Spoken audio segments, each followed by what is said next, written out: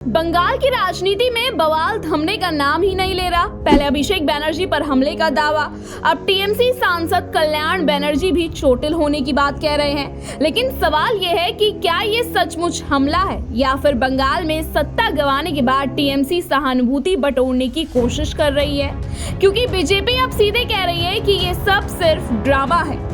पश्चिम बंगाल में चुनावी हार के बाद तृणमूल कांग्रेस लगातार खुद को पीड़ित दिखाने की कोशिश कर रही है। पहले अभिषेक बैनर्जी ने आरोप लगाया कि उन पर हमला हुआ, पत्थर फेंके गए, जान लेने की कोशिश की गई। इसके बाद अब टीएमसी सांसद कल्याण बैनर्जी ने दावा किया है कि हुगली में उनके सिर पर चोट लगी और उन्हें निशाना बनाया गया।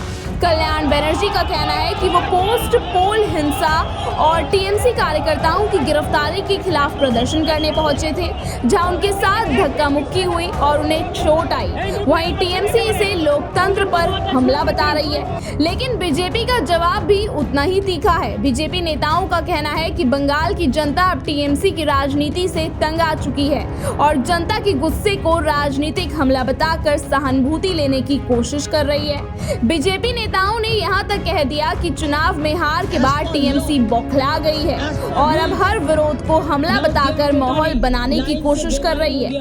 हाल के दिनों में बंगाल में कई जगहों से राजनीतिक टकराव और विरोध की तस्वीरें सामने आई हैं। अभिषेक बैनर्जी के काफिले के खिलाफ भी लोगों ने नाराजगी जताई थी, जहां पत्थर, अंडे और चप्पल फेंके जाने की खबरें सामने आई थी। टीएमसी ने इसके लिए बीजेपी को जिम्मेदार ठहराया, जबकि बीजेपी ने इसे जनता के गुस्से का नतीजा बताया।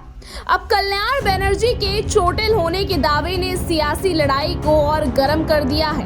एक तरफ टीएमसी से लोकतंत्र पर हमला बता रही है, तो दूसरी तरफ बीजेपी कह रही है कि बंगाल की जनता जवाब दे रही है और टीएमसी उसे राजनीतिक रंग देने में जुटी है। सवाल बड़ा है कि बंगाल में सचमुच विपक्ष की आवाज दबाई जा रही है या फिर हार के बाद टीएमसी सहानुभूति की राजनीति खेल रही है। फिलहाल आरोप, पलटवार और सियासी ड्रामे के बीच बंगाल की सियासी पारा लगातार चढ़ता जा रहा है।